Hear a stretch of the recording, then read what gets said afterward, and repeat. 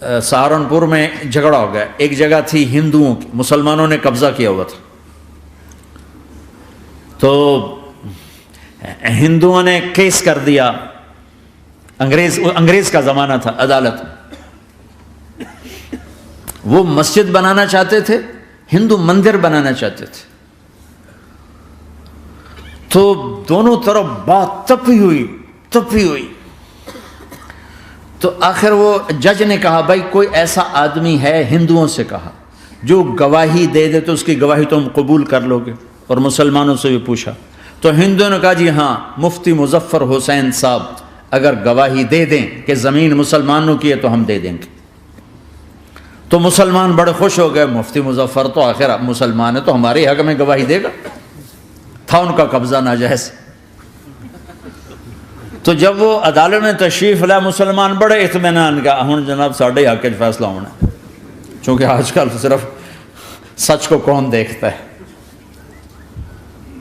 تو انگریز جج نے پوچھا ہاں جی مفتی صاحب آپ کیا کہتے ہیں؟ فرمانے لگے دیکھو جج صاحب، یہ زمین ہندوؤں کی ہے اور مسلمانوں نے قبضہ کیا ہوا ہے۔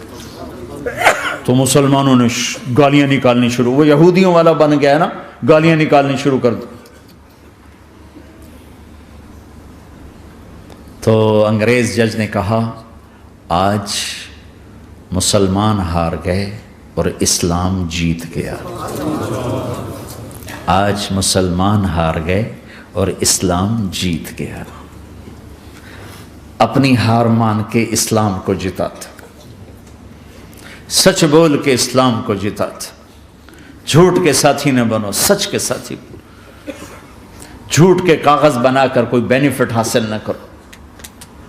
میں نیوزی لینڈ گیا، میں حیران ہو گیا، ایک ہفتہ میں رہا، ڈپریشن کا شکار رہا کہ مجھے بتایا گیا کہ پورے نیوزی لینڈ میں ایک آدمی جھوٹ نہیں بولتا سوائے پاکستانیوں کے، بنگالیوں کے اور انڈین۔ جو بنگالی، جو پاکستانی، جو انڈین پہنچے یہ جھوٹ بولتے ہیں، ہیرا پھیری کرتے ہیں، ان میں ایک آدمی جھوٹ نہیں بولتا۔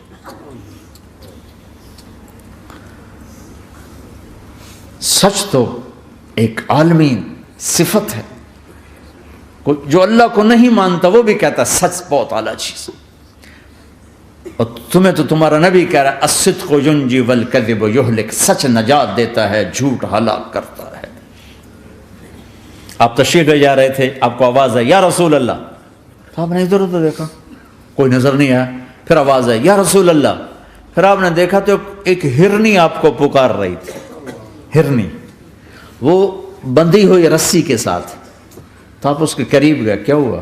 کہ آپ کا ساتھی مجھے پکڑ کے لایا ہے، میرے چھوٹے چھوٹے بچے ہیں، بھوک سے وہ تڑپ رہے ہوں گے، آپ مجھے چھوڑ دیں، میں ان کو دودھ پلا کے واپس آ جاتا ہوں۔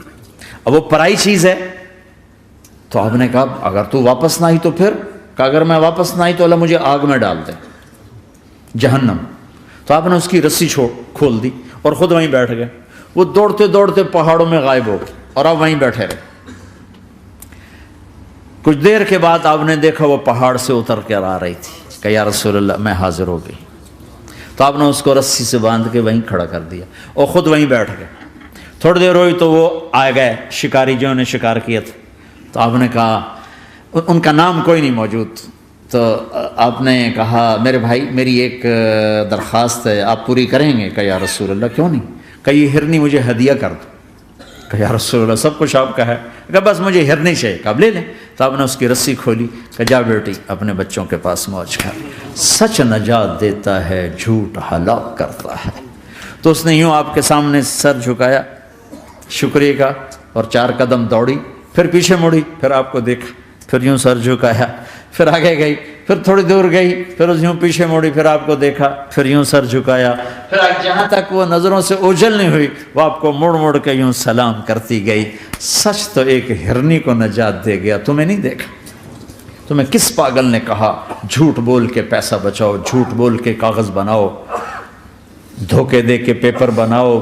اللہ کے واسطے اس حقارت والی سوچ سے نکلو، انسانیت پر داغ نہ بنو، ان کے قدردان بنو جنہوں نے تمہیں پاسپورٹ دیے، جنہوں نے تمہیں تعلیم کے مواقع دیے، تمہیں ہر شے میسر کی، اور آخری ممکن حد تک تمہیں ظلم سے بچانے کی کوشش کی۔ محسن کے اوپر کیوں آئے تھے اس دیس میں؟